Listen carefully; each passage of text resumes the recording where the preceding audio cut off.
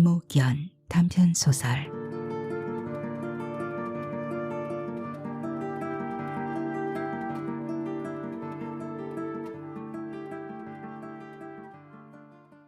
이런 나쁜 놈들. 휴대폰을 집어드는 손이 덜덜 떨렸다. 허둥대는 손길에 소주병이 쓰러졌다. 일어서려다 방바닥에 흐른 소주방울을 밟고 찔떡 미끄러져 엉덩방아를 찧었다. 분이 솟을대로 치솟았다. 타다다다다다다 타다다다다다다. 차감기 소리는 이런 내 꼴을 조롱하듯 담벼락 아래를 쪼아대고 있었다. 아직 어둠이 가시지 않은 새벽 6시, 사람이 살고 있는 집 앞에서 이렇게 요란하게 공사를 하기엔 이른 시각 아닌가?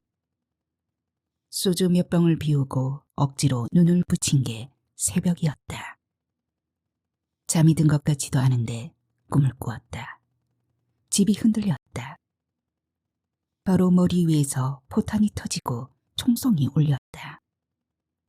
꿈인 것 같아서 다시 잠을 청했지만 몸까지 흔들리는 충격은 꿈이라기엔 너무 실제적이었다.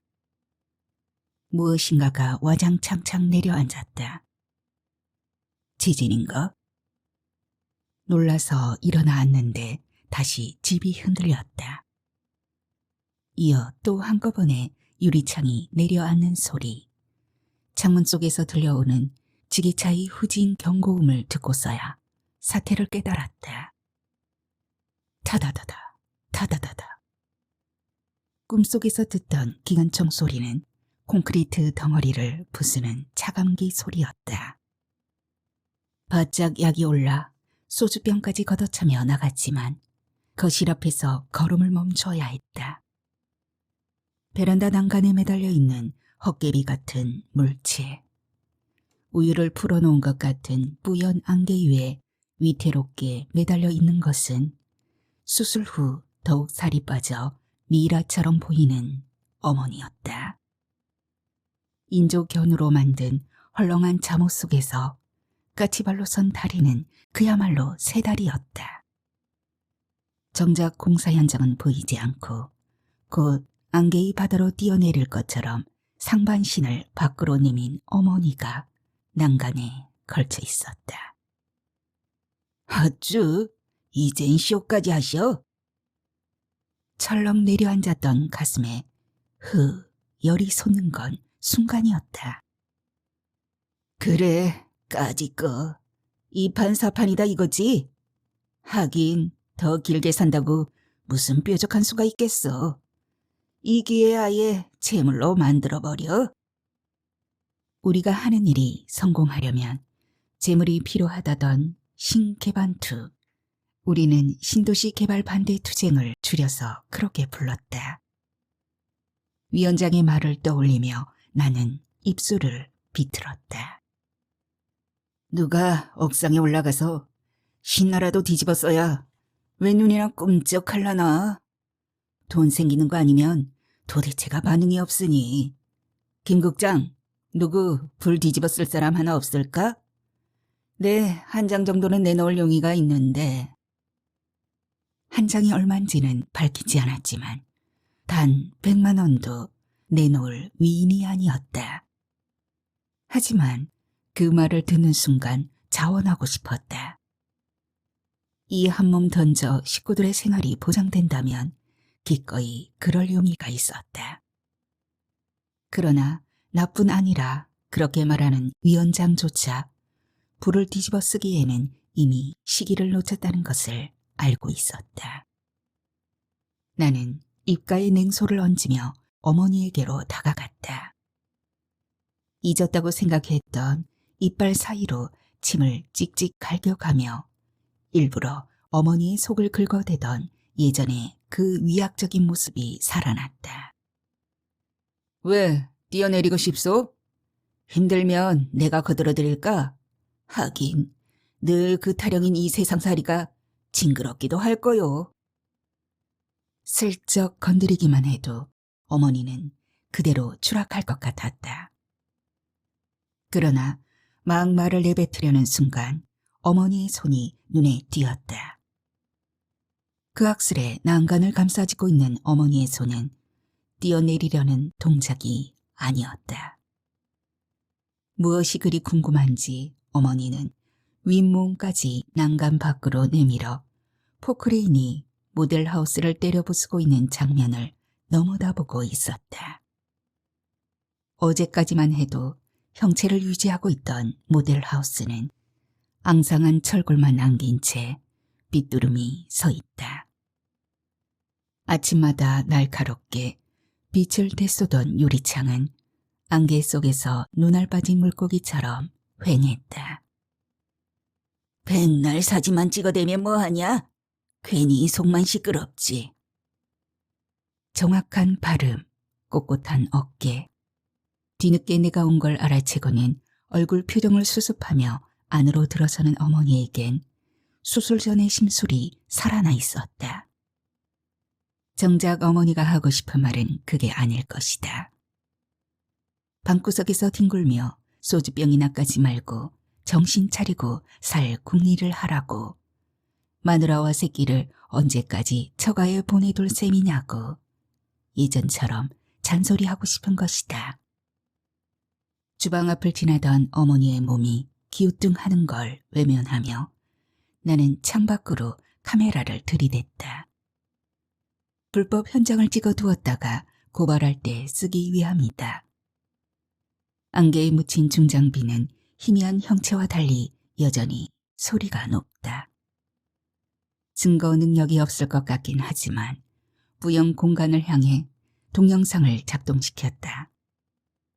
아이를 안고 있는 아내의 사진이 잠깐 바탕화면에 나타났다 사라졌다.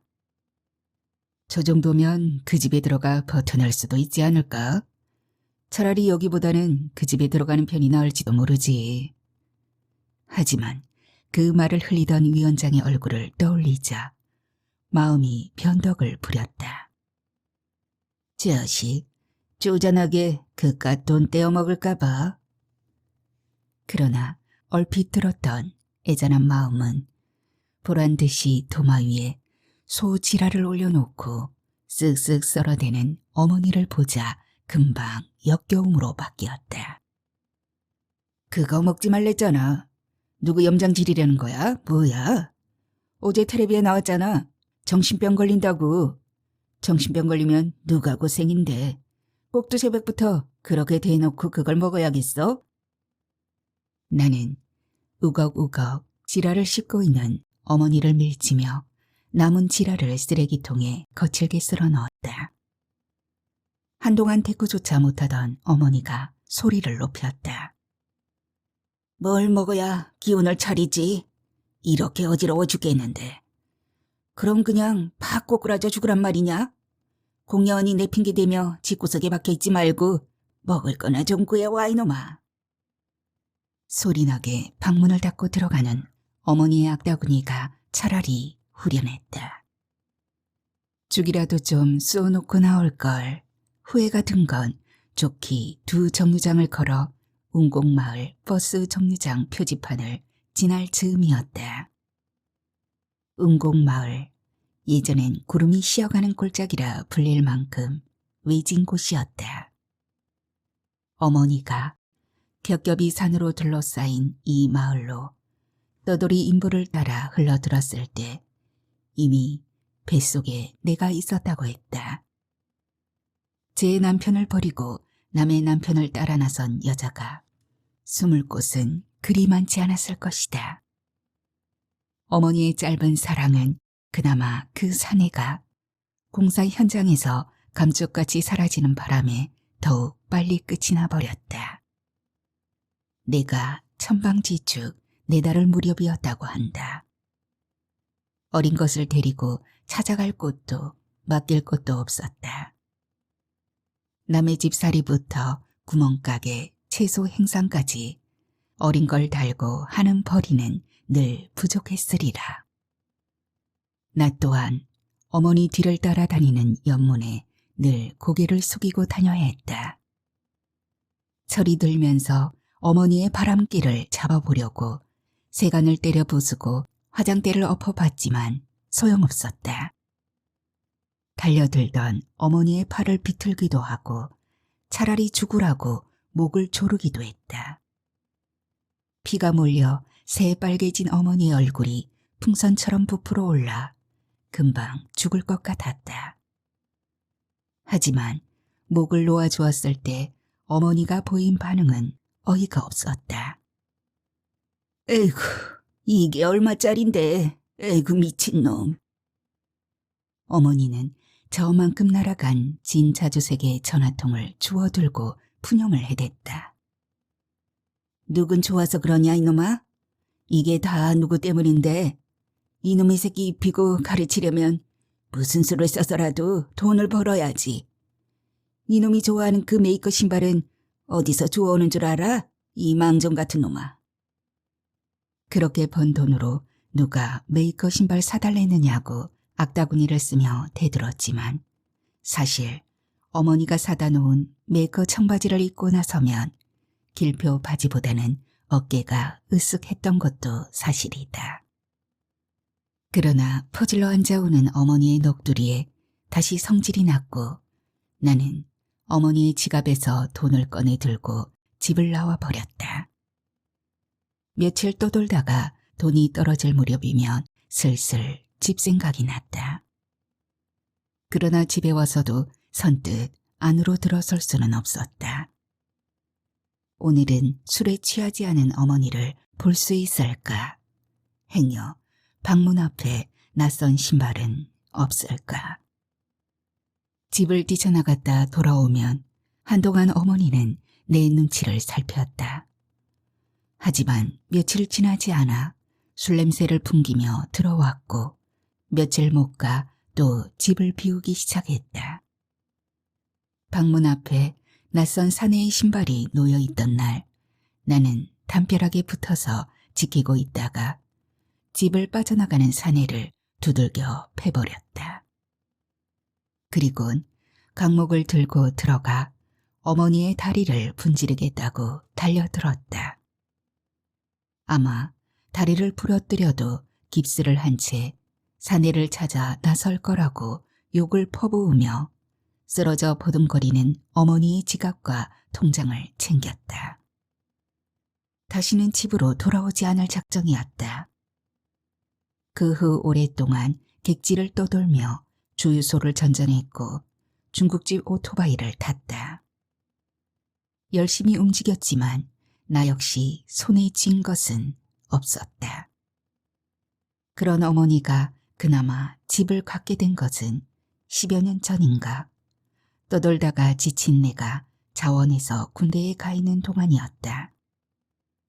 아무리 전국의 개발바람이 불었다지만 이 산속 마을에 무슨 수요가 있을 것인가. 세상 물정을 조금만 알았어도 이런 곳에 연립을 지을 얼간이는 없을 것이다. 그러나 읍내도 면 소재지도 아닌 이곳에 새로 뚫린 길가도 아니고 가끔 시외버스나 지나다닐 길가에 연립주택을 짓겠다는 얼뜨기가 있었다. 이 연립이 설 귀퉁이에 어머니 소유의 손바닥만한 땅이 있었다. 몇 푼 모은 돈을 빌려준 사람이 돈 대신 땅으로 준 것이라 했다. 그 땅 때문에 인연이 되어서 공사장 인부들의 밥을 해주게 되었다. 무리한 공사가 늘 그렇듯 밥값은 밀리기 시작했고 어머니는 땅값에다가 밀린 밥값을 쳐서 집 한 채를 얻은 것이다. 하지만 소문은 달랐다. 어머니가 살던 동네 사람들은 전적으로 어머니가 그 사장을 꼬드겨 얻은 집으로 알고 있었다. 별로 사내 덕을 본 적이 없던 어머니에게 어쨌거나 연립 한 채는 큰 수확이었다. 비록 짓담한 것이었고 준공 후에도 비어있는 것이 태반이었지만 비로소 당신 명의의 집을 가게 된 것이다. 살던 동네에서 제법 떨어진 곳이었지만 이젠 쫓겨다니지 않고 살 수 있다고 면회를 왔던 어머니는 눈물을 찍어댔다.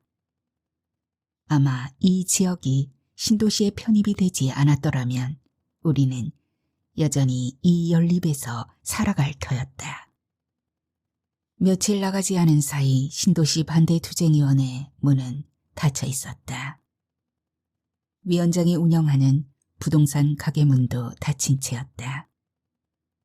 평당 몇백만 원씩 한다는 수천 평의 땅을 경마로 날렸다는 위원장은 유일하게 남아있는 상가가 시가의 절반 가격에 수용된다며 속을 끓였다. 그러나 회원 없는 위원회의 위원장이 무슨 힘을 쓸 것인가. 색바랜 플랜카드만 바람 없는 지붕에 늘어져 있었다. 급히 나오느라 열쇠를 두고 왔다. 위원장에게 전화를 하면 튀어나오겠지만 그러고 싶지 않았다. 갈 곳이 없었다. 아이가 보고 싶었다. 투덕투덕 걷다 보니 신도시 넘어 처가 앞이었다. 하지만 무슨 낯으로 처가에 들어갈 것인가. 다시 발길을 돌려 집 쪽으로 향했다. 목적지를 잃은 내 발길은 나도 모르게 오랜만에 살던 읍내의 구 터미널 쪽으로 움직였다. 어제 어머니가 닭발을 먹고 싶다던 게 생각났기 때문이다. 움푹 패어나간 아스팔트, 머리에 닿을 듯 낮은 함석 지붕, 그 아래 붉은 페인트로 쓴 닭집 유리창과 좁은 인도 위로 내놓은 간판은 여전했다. 빛이 들지 않아 동굴 입구처럼 어두운 가게. 어머니를 찾아 기웃거리던 때처럼 닭집은 오늘도 어두웠다. 큰 길이 생기기 전 구 읍의 중심이었던 이 거리의 한낮은 20년 전 내가 불황자로 떠돌던 때와 달라진 게 없었다. 시대를 따라잡지 못하는 자들의 남노를 고스란히 드러내는 강한 햇살까지 똑같았다. 계십니까? 어두운 가게 안을 향해 나는 소리를 질렀다. 어둠 속에서 움직임이 일었다. 나는 엉거주춤 문턱을 넘으며 다시 소리를 높였다. 닭발 좀 살 수 있습니까? 검은 물체는 말도 하기 귀찮다는 듯 들고 있던 손부채를 활활 내젓는다. 어둠에 익은 눈은 그 물체가 늙은 여자임을 감지한다. 어머니가 말하던 충주집일 것이다. 어머니와 이력이 비슷했던 여인. 닭집 남자를 만나서 팔자를 고쳤지만 전처 자식에게 시달리느라 폭삭 늙어버렸다는 얘기를 어머니에게 들은 적이 있었다. 저 요 아래 동네 살던 성우입니다. 그냥 돌아설까 하다가 나는 정체를 밝혔다. 이 더위에 어쩌자고 노인네가 닭발을 먹고 싶다는 건지 알 수 없다고, 여기 가면 닭발을 구할 수 있을 거라고 해서 왔다고 중얼거리며 머리를 극적였다. 플라스틱 슬리퍼를 꽤 신으며 문 쪽으로 걸어 나온 여인은 예전에 희고 고왔던 충주집이 아니었다. 검게 글린 얼굴, 굵은 주름, 오히려 어머니보다 더 나이가 들어 보였다. 문턱에 발을 걸치고 서 있는 나를 가는 눈으로 바라보던 충주집은 그제야 감이 잡히는지 수선을 피우기 시작했다. 어머니가 수술했다는 소식은 들었다. 그래, 병세는 좀 어떠시냐? 얼마나 놀랬느냐? 어머니가 마음 잡고 사는 아들을 얼마나 자랑스러워했는지 아느냐? 요즘 세상에 어머니를 위해 닭발을 사러 다니는 이런 아들이 어디 있느냐? 내가 더 고맙다.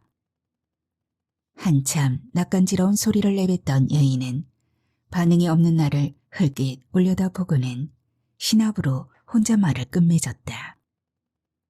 아이고, 그 옆이었네. 이 동네 뜨면서 다시는 닭발 안 먹겠다더니 마음이 변했나? 몸을 돌려 어둠으로 들어서던 여인은 새삼 생각이 난다는 듯 혀를 찼다. 징그럽게 애미 속도 썩이더니만. 사람을 앞에 놓고 칭찬을 하다가도 뒤돌아서자마자 험담을 늘어놓는 모습이 어머니와 별로 다르지 않았다. 함께 술을 마시며 남의 흉을 볼 땐 죽이 맞는 듯 싶다가도 집에 돌아오면 다시 충주집 아줌마를 욕하던 엄마처럼 냉동고에서 꽁꽁 언 검은 비닐봉지 한 덩이를 꺼내오는 충주집의 얼굴엔 언제 내 욕을 했냐는 듯 웃음이 담겨 있다. 요즘 이게 귀해서 단골에게 주기도 모자라 감춰두었던 건데. 공치사는 듣고 싶지 않았다. 나는 얼른 충주집의 말문을 막으며 얼마냐고 물었다.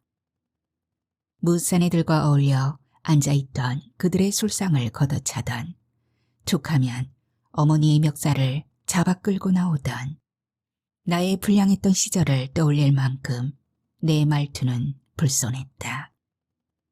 그만두라고 손을 내젓는 여인을 피해 5,000원을 나무 도마 위에 올려놓았다.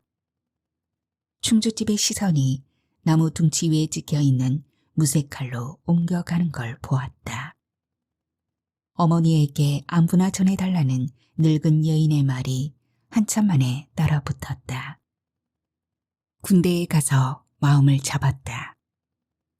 어머니를 골탕 먹이기 위해 껄렁패로 돌아치던 세월이 이치하게 느껴졌다. 제대 후 마음 잡고 건설 현장을 쫓아다녔다. 어느 날 아침 현장 사무실에 앉아있는 정모 같은 여자를 발견했다. 막 여고를 졸업한 그녀에게선 그동안 어머니한테 맡아지던 내가 알고 있던 여자들에게서 나던 물큰한 냄새가 아닌 플립처럼 신선한 냄새가 났다. 그녀를 보면 물 많은 물을 베어문 것처럼 입안 가득 물이 돌았다. 그날 벌어 그날 마셔 튀우는 습관을 여전히 버리지 못하고 있던 나는 그 청물을 위해 생활 패턴을 바꿨다.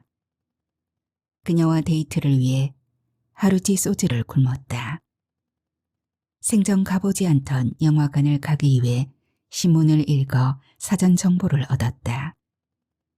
그녀를 보며 찻집에 앉아 간지러운 음악을 견뎠다. 그녀의 마음을 잡기 위해 그녀를 닮은 담백한 책을 읽었고 그렇게 공을 들이다 보니 생활에 리듬이 잡혔다.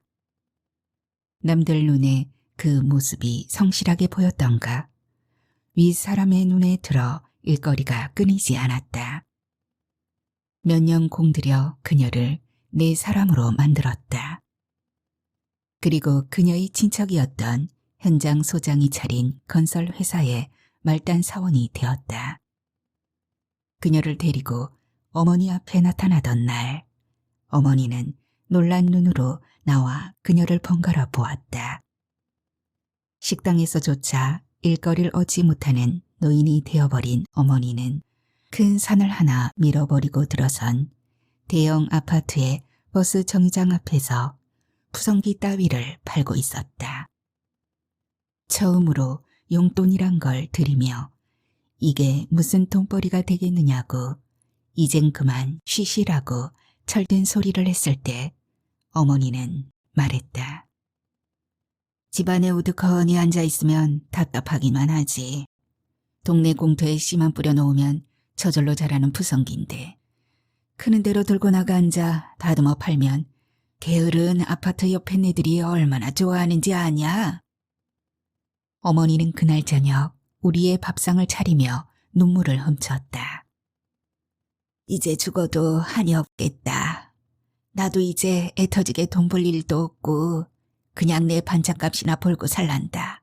아가, 이애미 걱정은 말아라. 절대 짐이 되지는 않을 테니까. 그 무렵 이 산골에 이미 신도시가 생길 거라는 소문이 돌고 있었다.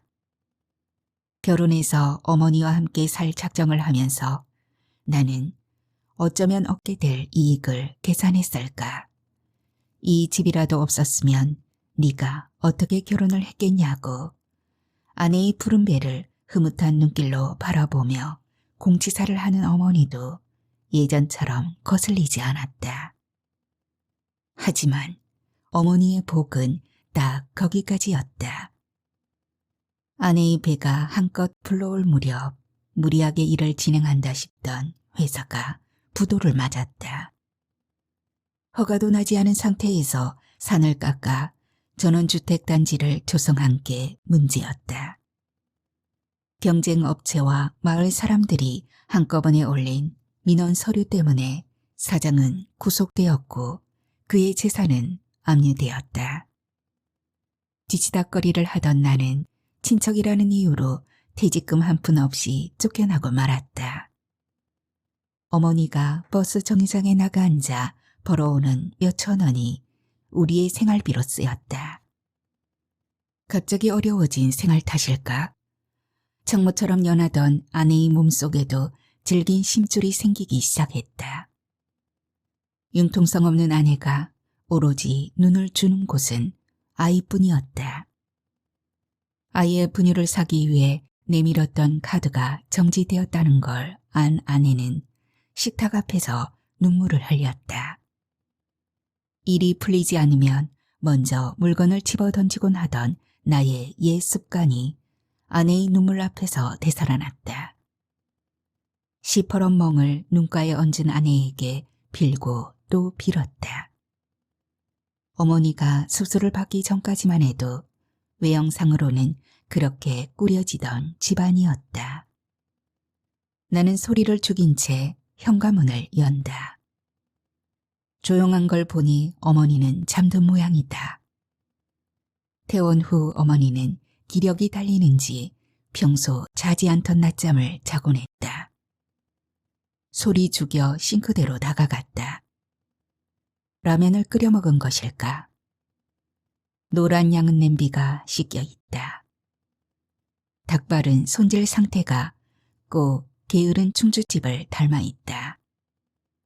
긴 발가락에 노란 껍질이 그대로 붙어 있고 반쯤 벗겨진 채 너풀거리는 것도 있다. 껍질을 당겨보지만 잘 벗겨지지 않는다. 이렇게 힘들어서야 어떻게 닭발을 먹을 것인가. 그렇다고 누런 껍질째 요리를 할 수도 없는 일. 나는 닭발을 밀어놓고 베란다로 나가 담배를 피워 문다. 포크레인은 여전히 모델하우스를 지니기고 있다. 어머니가 햇물 상추를 뜯었다고 귓가에 입을 걸던 날, 높은 펜스 안쪽에는 수백 개의 축하 화환이 모델하우스를 에워쌌다. 수백 대의 자동차가 그 노른 공터에 늘어서고 망국기는 하늘을 가린 채 새떼처럼 펄럭였다. 오색 테이프 아래 검은 양복에 흰 장갑을 낀 사내들이 늘어서는가 싶더니 빵빠레가 울렸다. 어깨를 드러낸 금빛 드레스 아가씨들이 들락거리며 시중을 들었고 반라의 여자들이 단상 위에서 몸을 흔들어대며 요란한 춤을 추었다. 모델하우스 오픈 행사가 끝나자 사람들은 장마철 개울물처럼 밀려들었다. 모델하우스에서 나오는 사람들은 양손에 선물 꾸러미를 들고 있었다. 아직 좌판을 걷기엔 이른 시간. 문을 두드리는 어머니의 손에도 쇼핑백이 2개나 들려 있었다. 홍보용 책자와 각 휴지 2통이 들어있기엔 과하다 싶은 근사한 쇼핑백이었다. 야, 겁나게 잘해놨더라. 음료수랑 떡도 줘. 아가, 너도 애비랑 같이 다녀와라.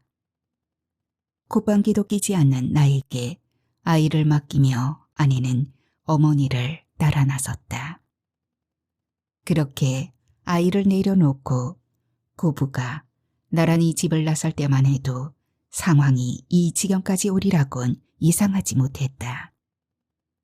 담 너머에 근사하게 서 있는 모델하우스 때문에 더욱 우중충해 보이던 연립의 모습만큼이나 우리 집 풍경도 스산해졌다. 며느리와 함께 3개의 모델하우스를 번갈아 드나들며 휴지를 받아왔던 어머니가 쓰러진 것은 그 다음 날이었다. 버틸 때까지 버텨서 다만 얼마라도 더 건져보자고 오도가도 못하는 비슷한 처지의 사람들이 신도시 개발 반대 투쟁위원회란 현수막을 내걸고 버티던 중이었다. 하지만 보상금을 받아들고 하나둘 동네를 떠나는 사람들을 보며 남은 자들은 불안했다. 떠난 자들의 집이 헐리기 시작했다. 이제 몇 남지 않은 집들은 그동안 곶감 빼먹듯 얻어쓴 융자 때문에 보상금을 받아도 오갈 곳이 없는 사람들이었다. 올라버린 집값 때문에 2주 보조금만 가지곤 몸 디밀 곳이 없었다. 주방으로 돌아와 굵은 닭발 하나를 골라든다. 새벽에 난간을 움켜잡고 있던 어머니처럼 긴 발가락 끝에 붙은 발톱이 그악스럽다. 날기를 포기한 닭들은 땅에 더욱 집착해야 했을 것이다. 땅속 깊이 뿌리처럼 발톱을 박아 넣으며 잃어버린 하늘을 잊었는지도 모른다. 발가락마다 티눈이 박혀 있다. 바닥 가운데에 도톰한 살갗도 시커멓게 변해 있다. 땅을 헤집다가도 고개를 들어 날 수 없는 하늘을 바라보던 이 닭들처럼 오늘 새벽 어머니가 난간에 매달려 넘어다 본 것도 이젠 도저히 꿈꿀 수 없는 저 펜스 너머 세상이었을까. 어머니의 손에도 이런 티눈이 박혀 있겠지. 어쩌면 손보다 마음에 박힌 티눈이 더 컸을지도 모른다. 꽃샘 바람에도 견디던 어머니의 심장은 왜 하필 그 뜨거운 햇살 아래서 오그라 붙었는지 모를 일이다. 계란으로 바위 치듯 아무리 방해 공작을 펴도 신도시는 끄떡없이 진행되어 갔다. 신계반투위원회 사무실은 금싸라기 땅이 몽땅 신도시로 들어가는 바람에 평당 200만 원씩 손해를 보았다는 위원장의 부동산 사무실을 반 갈라서 쓰고 있었다. 문을 닫아 영업을 할 수 없게 된 길가집 식당의 사내들과 거리가 끊긴 부동산 업자들이 모여 앉아 화투나 장기를 두는 장소이기도 했다. 사무국장이라는 명함을 파고 책상에 앉아 회원들에게 전화나 돌리는 것이 나의 일이었다. 가끔 땅을 보러 오는 사람들을 위원장의 차에 태우고 현장을 돌아오는 일도 겸하고 있었지만 벌이는 그저 담뱃값 정도였다. 어머니가 쓰러졌다는 연락을 받던 날도 나는 신계반투에서 서너 명과 함께 둘러앉아 점심으로 곁들인 반주를 하고 있었다. 신계반투 위원장의 차를 몰고 달려갔을 때까지도 어머니의 의식이 없었다. 어머니의 가슴앓이는 내가 삐딱걸음을 걸을 때부터 이미 시작된 것이었다.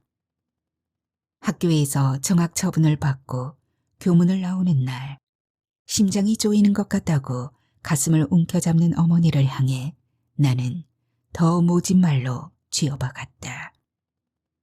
술이랑 사내를 어지간히 밝혀야지. 아직도 조엘 심장은 남아있나 보네.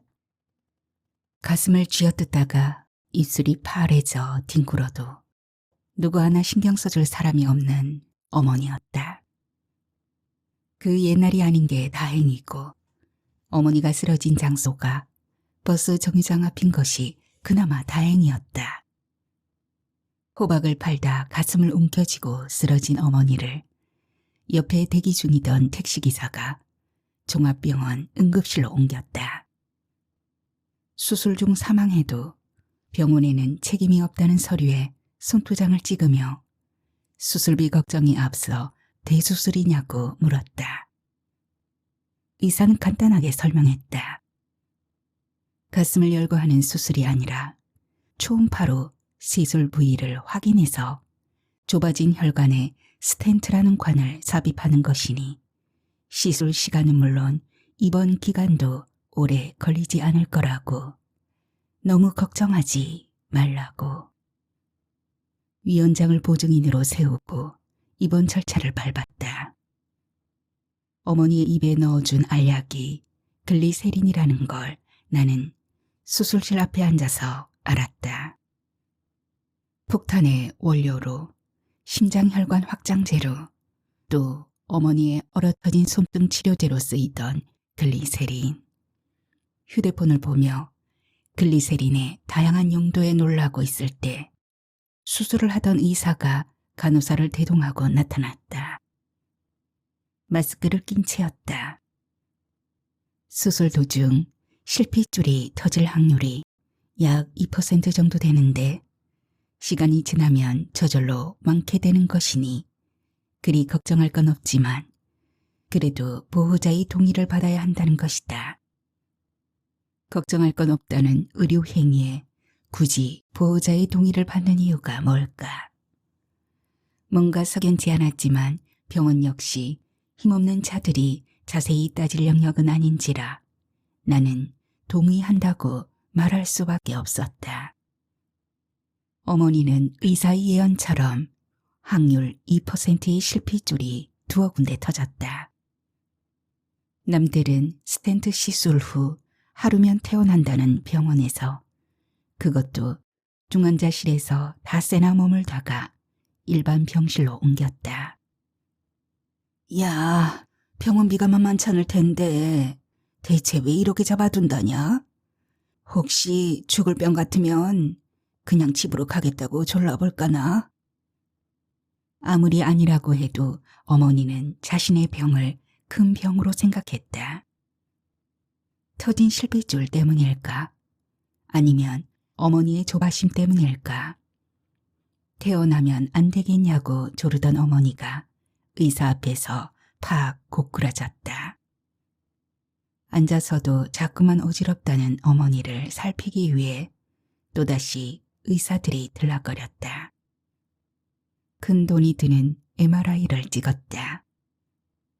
한 보따리의 약을 받아들고 나오기까지 아흘에나 걸렸건만 어머니는 여전히 비틀거렸다. 심장 수술을 받은 후 어머니는 금방 10살은 더 먹은 노인네로 변했다. 내가 가끔 성질을 부리는 날이면 어서 죽어야지 먼 낙을 보겠다고 살아서 이런 천대를 받는지 모르겠다고 푸념을 하던 어머니였다. 그런 어머니도 정작 죽음 앞에선 겁이 났던가.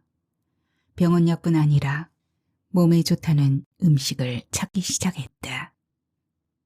어머니가 맨 처음 원한 음식은 소의 지라였다. 아무래도 내가 어지러워서 못 살겠다. 이럴 땐 소지라가 즉혀인데. 심장 수술 후의 어지럼증을 병원에선 말초 현운증이라는 멋진 이름으로 불렀다. 정확한 병인은 알 수 없지만 귀의 평형 기관에 생긴 염증으로 2달 이상 약을 먹어야 한다고 했다. 그러나 어머니는 막무가내였다. 그것들이 뭘 알아? 내가 너 낳다가 흘린 피가 얼만 줄인 줄 아냐? 이게 다 그때 생긴 병이야. 그때도 고생고생하다가 소지라를 먹으니 금방 차도가 보이더라고. 이렇게 어지러워서야 어디 살겠냐? 지라 좀 구해봐라. 눈치를 보면서도 자신이 하고 싶은 일은 어떤 식으로든 하고야마는 어머니의 성격을 아는지라 나는 벗었던 신발을 다시 꿰어 신었다. 차려놓은 저녁상을 못 본 채 하며 집을 나서는 나를 보며 아내는 못마땅해했다. 밥상머리에 앉자마자 종알거릴 아내의 불평을 듣고 싶지 않았다. 아이를 낳은 몸에 어머니의 수발들기도 만만찮을 테지만 그 눈빛에 담긴 짜증이 싫었다. 동네 정육점에 들렀으나 지라를 구하려면 도살장까지 가야 한다고 했다. 내가 할 수 있는 것은 소를 잡으면 연락해주겠다는 정육점에 전화번호를 남기는 것뿐이었다. 허기진 속을 달래러 길 건너에 허름한 식당 안으로 들어섰다. 주로 소의 내장 요리를 파는 집이라 비릿한 동물 냄새가 진동하는 판잣집이었다. 거기서 소 지랄을 발견했다. 흰색의 막에 둘러싸인 지랄을 썰어 스티로폼 도시락에 담아주며 식당 주인은 10,000원을 청구했다. 의외로 값이 싼 지랄을 사들고 온 나는 의기양양해서 막 잠이 들었다는 어머니를 깨웠다. 지라 사왔어. 엄마, 일어나서 먹고 자. 잠들었던 사람답지 않게 어머니의 눈빛에 반짝 기운이 돌았다.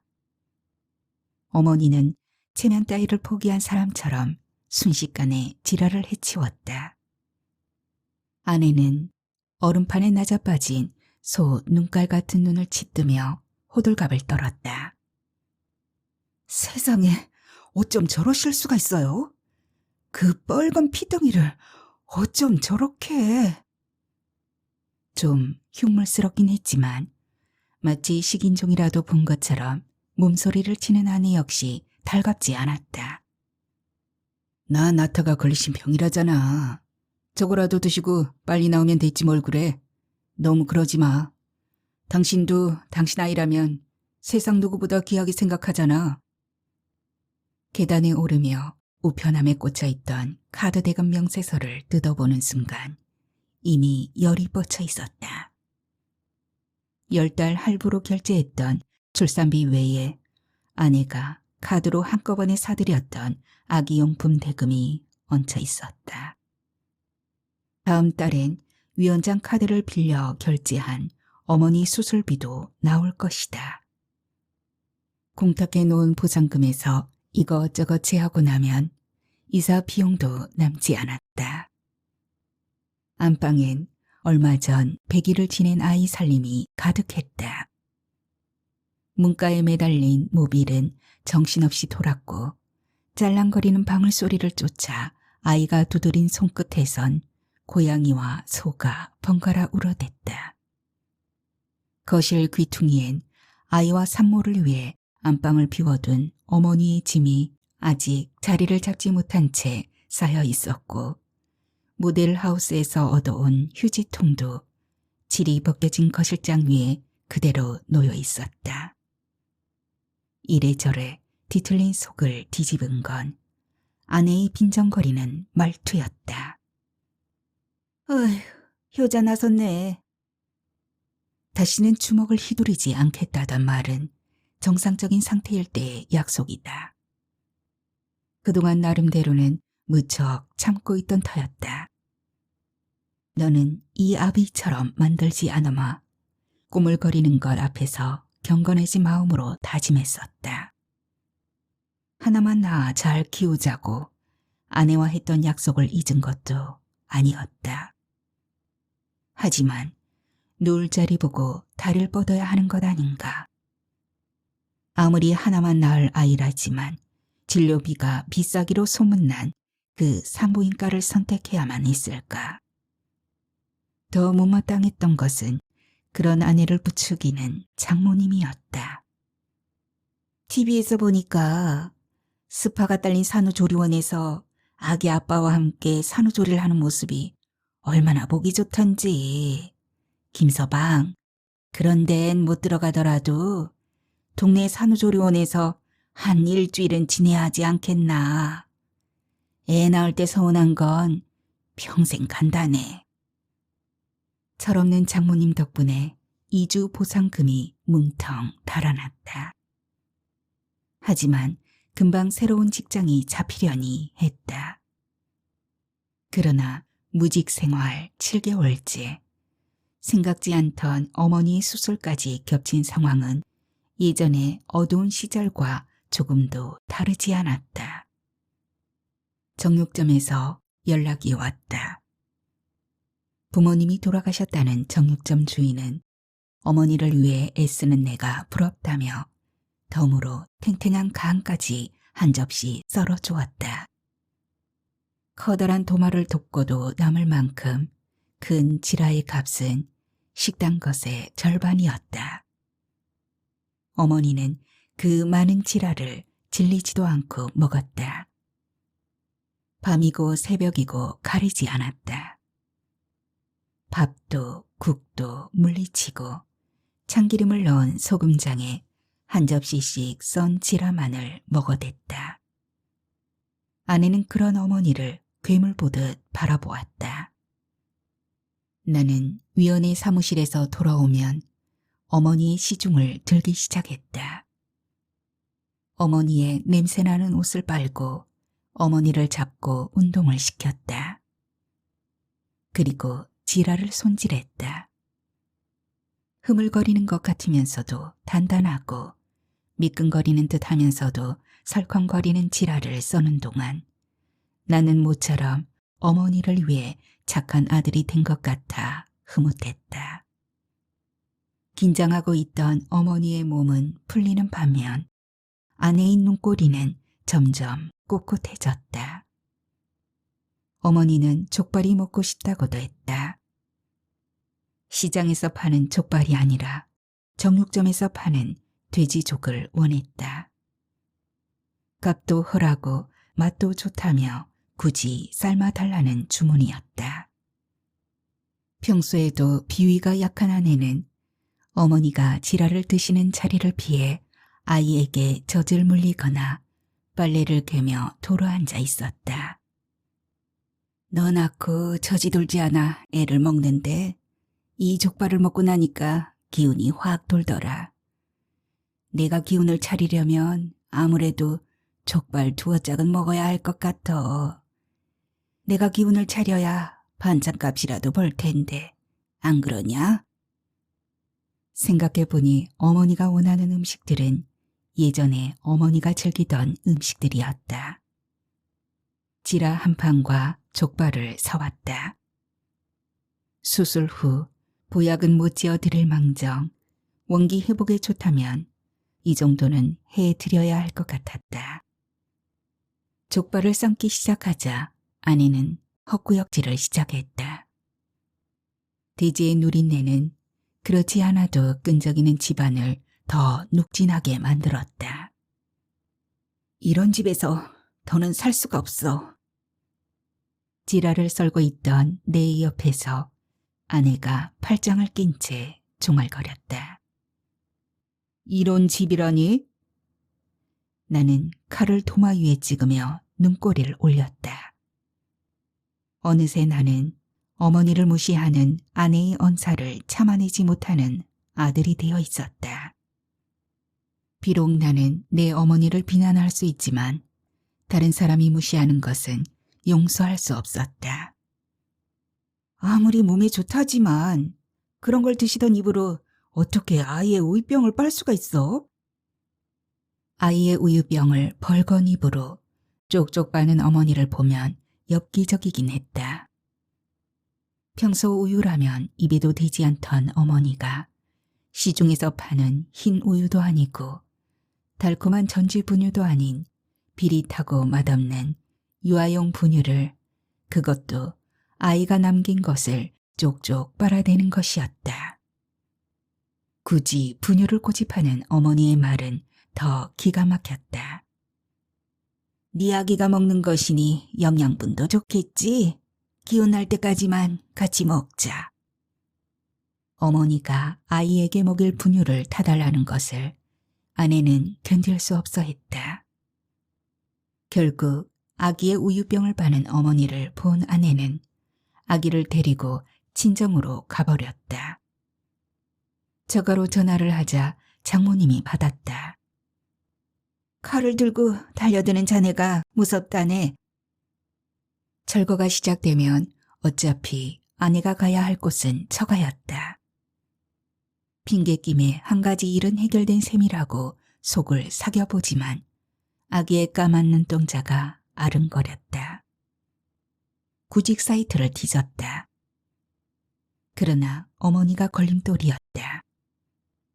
어머니를 모시고 갈 곳도 없고 언제 철거될지 알 수 없는 곳에 어머니만 둘 수도 없었다.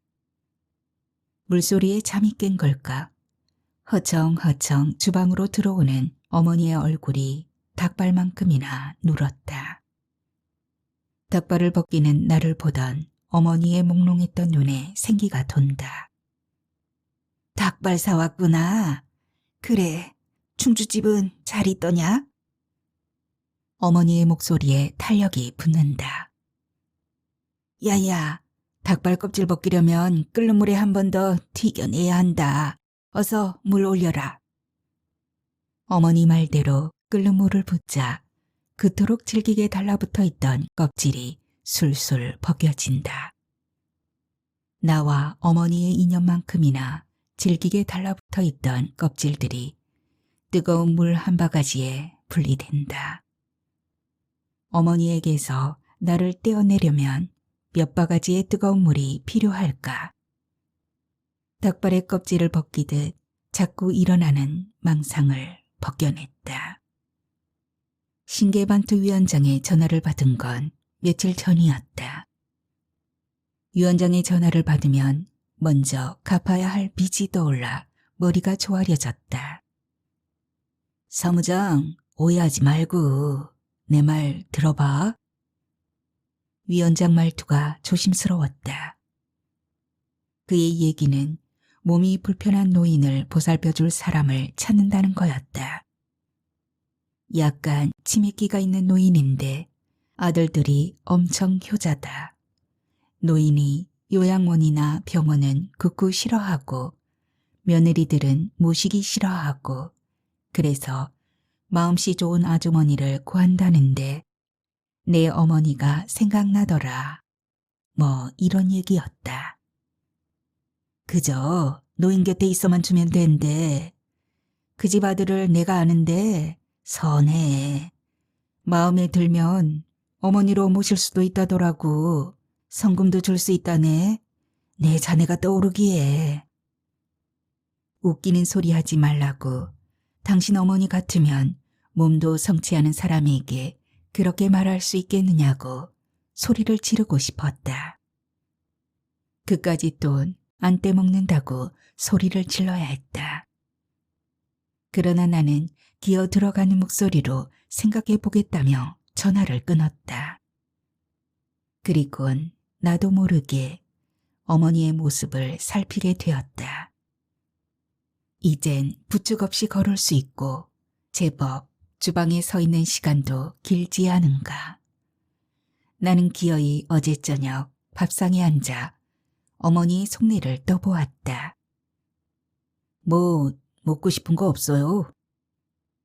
어머니는 지랄을 씹어 벌겋게 된 이빨을 드러낸 채 무심히 말했다. 너 가졌을 때 먹던 음식들이 제일 맛있는 것 같아.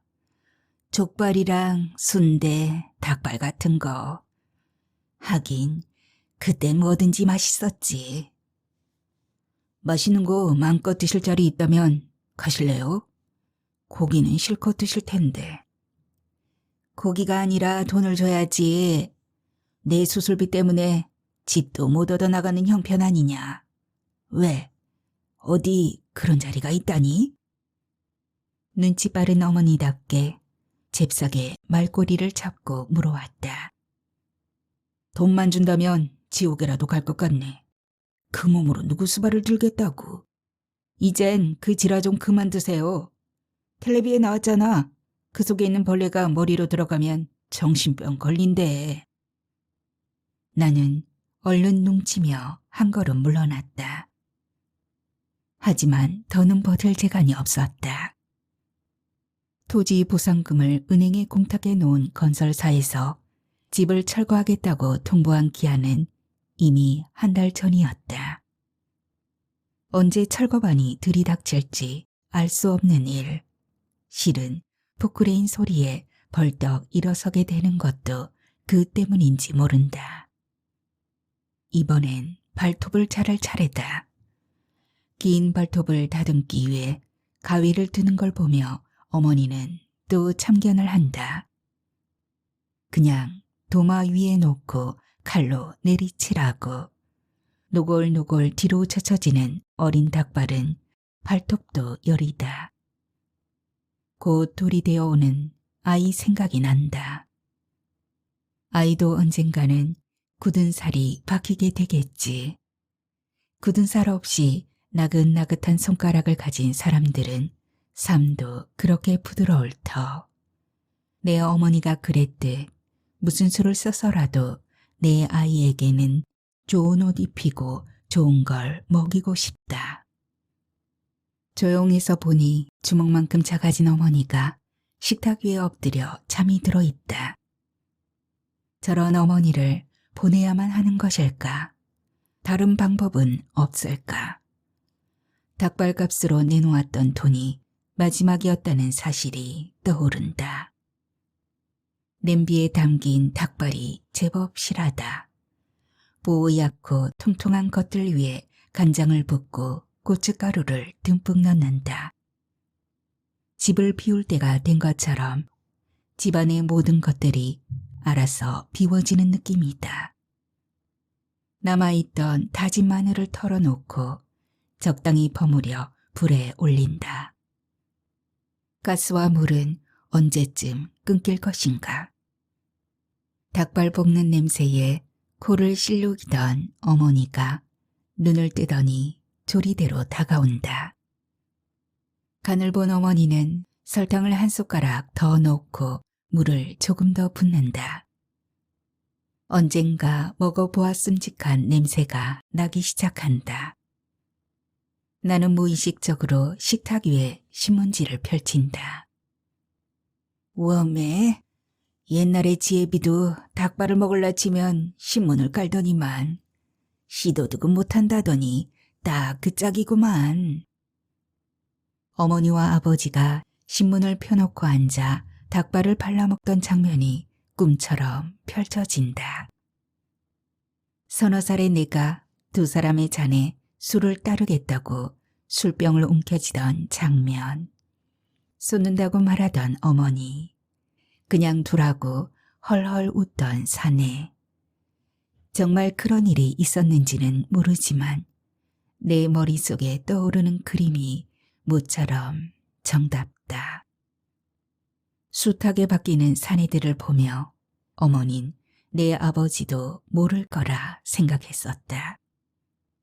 그런데 아직 내 아버지를 기억하고 있는 어머니가 고맙다. 의사는 어머니에게 술을 마시면 안 된다고 했었다. 하지만 딱 한 잔은 괜찮지 않을까. 나는 잔을 2개 꺼내놓고 소주병 마개를 따며 소리친다.